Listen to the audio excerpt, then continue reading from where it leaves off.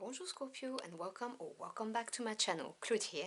Thank you for joining me for your January messages from your ancestors. So I hope you're doing well and that you've had a good month so far. Now in this kind of readings I channel different ancestors and past on loved one messages, so obviously they're not all going to resonate with you, so just take what applies to your situation and drop the rest. All of the decks I'm using in today's reading I have reviewed on my channel, so I will leave you a link to the playlist and each deck's below if you want to check out the artwork, all of the cards, and get my opinion and the info to get the cards yourself. So if you would like to connect to my deck, now is the time to take a couple of deep breaths as I shuffle it. So what do my Scorpio Aquarians need to hear from their ancestors for January, please? Please show us what they need to hear for their highest good.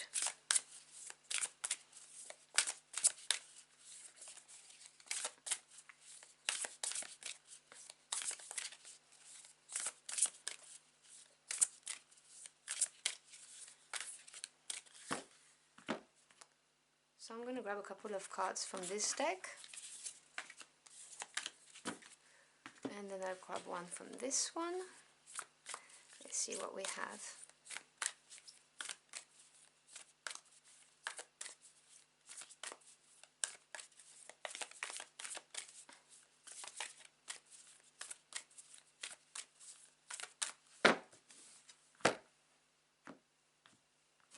Okay, and this one is your card.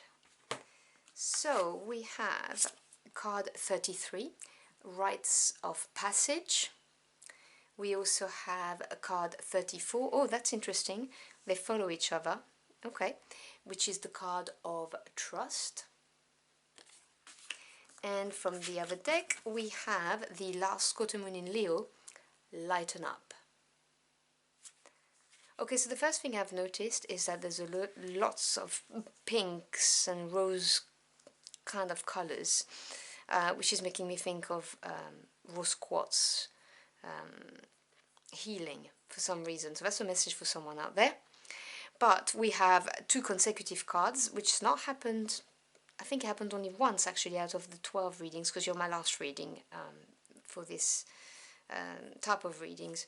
So that's interesting in itself. So these 33 is 6, 34 is 7. So we have really the message I'm getting here is you are going to be in a position, or are right now, or should, if it's an advice from your ancestors, be evaluating and analyzing something. Because 6 is harmony, you have to overcome some kind of change, disruption, or challenge. And 7 is self-evaluation. This is that moment when we look at something, analyze it, and take the very precious lessons from it so that we can grow and move confidently towards the future. And I see the message very clearly here, that there's some trials happening right now. It's a rite of passage. This is your ancestors telling you, be confident, do not be worried, with the Trust card particularly, because this is happening for a reason. This is leveling you up, if you will. This is a period of time, or something that's happening, whether it's at work, whether it's in a relationship, or whether you're having a spiritual awakening. But this is a transition period, and they are not easy, okay? It kind of makes me chuckle when I hear tarot readers saying, oh yeah, this is a transition, and you're closing a chapter, you're starting a new one. This is not an easy energy. There are, growing pains that go with that, but your ancestors telling you to understand that this is happening for a reason. You are growing, you are evolving, you're becoming more powerful. You can see it with the mouth wide open. You also have lots of animals on the cards, so trust your instincts is the message I'm getting, and be open to this. Do not resist it. You can see the body is wide open. You also have those eyes there, which is your higher self watching you go through the rites of passage, because your higher self is always trying to nudge you towards your soul purpose. We've all had a contract and decided to come here to experience life in the 3D world, but we will also have a special calling, a higher calling, and our higher self always tries to navigate us, towards it. And then you also have here the eyes of the animals, and I am drawn to those double eyes, like the duality in each card about your conscious self and your higher self. But this card is about trusting the process, not being afraid because it's a rite of passage. When we're being tested, it is only natural to feel overwhelmed, or to feel, I don't know how long I can do this. But the message is very clear that this is happening for a reason for you, and you need to trust the process. You need to trust that the universe has got your back, that your ancestors are there for you, or your angels, whoever you work with. And a big part of trusting is to be completely open to any experience that comes your way, and accept the good and the bad. Accept that with that there will be difficulties, but that you'll come out, you'll emerge even stronger. You also have this card of lightening up. So this is a message from your ancestors to say to you, don't take everything so seriously as well. When we are having like a spiritual awakening, or there's a serious event that's occurring in our life, whether it's within a relationship or whether it's within our career, we can, not all of us, but we can become very heavy about it. And Scorpios, you are very passionate, and yeah, that's why I see this energy of lighten up. And it's not at all me saying something bad about you. My best friend and confidant is a Scorpio, so it has nothing to do with that. But there is that passion and that desire to always go 200% into something, which I personally love, because I find that very endearing in my friend, for instance. But with that comes the energy of taking things very seriously. And your ancestors are saying to you, do you know what? Take some time out from it as well. Allow yourself to experience little pleasures of life, things that are more light-hearted every now and again, because otherwise it's going to become an obsession, which you don't want. All right, let's see what the tarot has to say to you.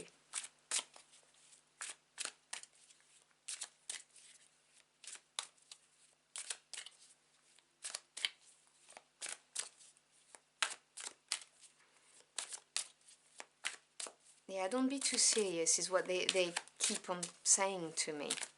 Easier said than done, because I know I have problems not being too serious.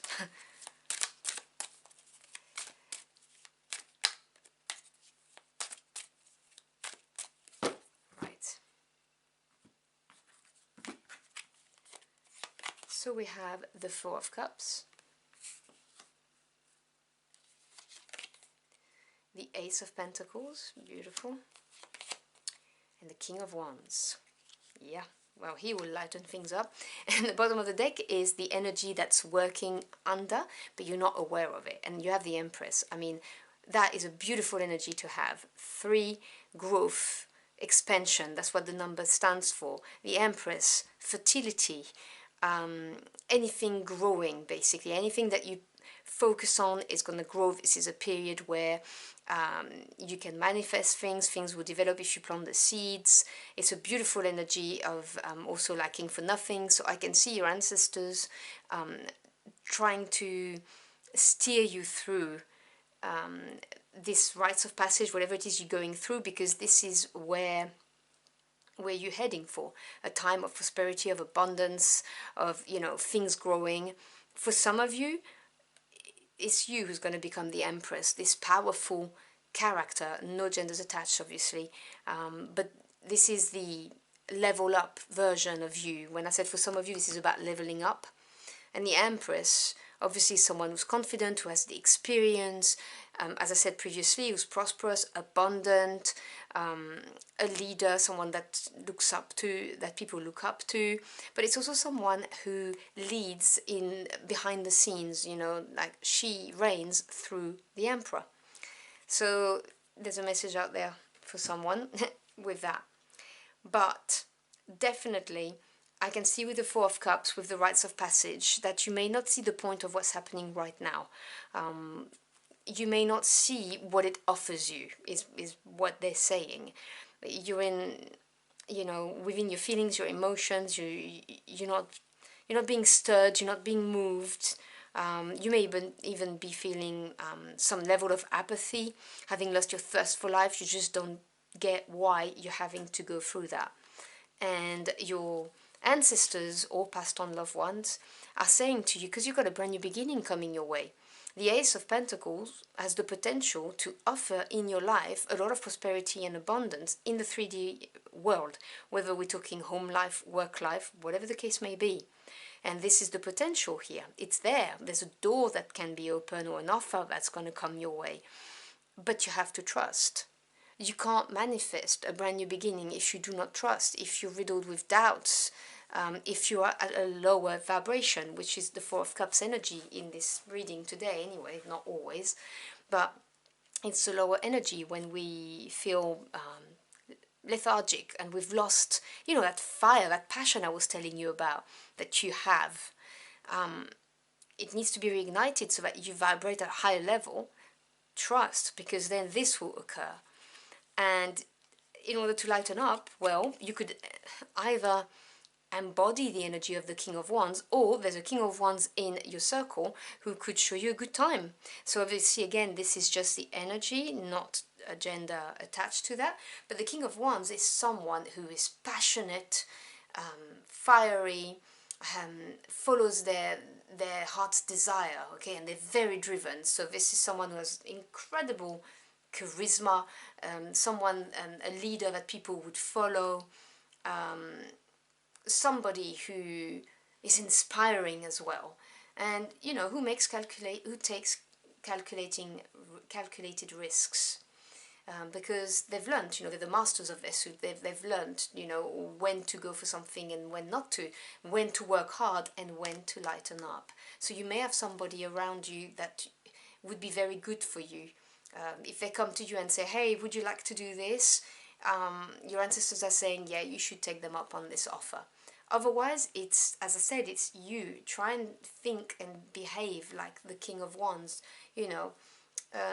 The King of Wands is not going to wait on their butts and just, you know, wait for the time to go by. They're going to take action. They're going to follow their dreams. They're very, very driven. So yeah, I think the messages are very clear when it comes to your ancestors. They just want you to get out of your funk, really, because this is happening for a reason. You are leveling up. There is the possibility of a true brand new beginning or a door that could open, but you need to trust that this can happen, and you need to not take things too seriously. So I'm going to close out your reading by pulling out a card from this deck. It's going to be a forest, and I will read you the guidance because it's a small paragraph and it's very informative. So can we have a closing message or a last bit of advice? Okay, you got two. Do you know what? I haven't done it for anybody else, but you got two. I will take this as a sign. So we have the Bloodstone Forest, which is altruism. And we have the Ocean Jasper, insight. So let me grab the guidebook and I will give you the meanings of all of those. So for the Bloodstone Forest, we have a place where we realize we have the strength and understanding to overcome adversity with grace. The red reminds us of our vitality, life force and strength. The green reflects our ability to heal and recover from physical, mental, emotional and spiritual trauma. It reminds us that sometimes we must sacrifice in a present moment in order to support a noble cause. If you're experiencing anxiety, meditate on the Bloodstone Forest to redirect that feeling of fear and weakness into a strength and power. We all have the courage and compassion necessary to overcome any negativity and use it for good. And then you have the Ocean Jasper.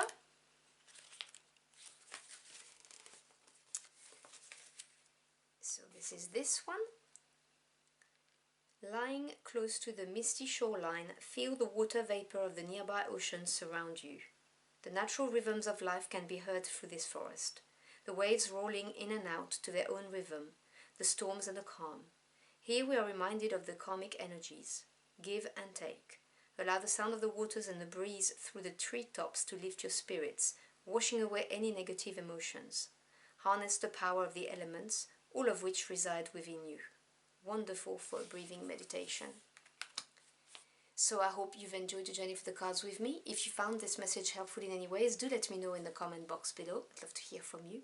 As always, I thank you for your time. It's your most precious commodity. I'm so humbled you chose to spend it with me. I wish you a truly wonderful end of the month, and I will see you again very soon. Until next time, au revoir.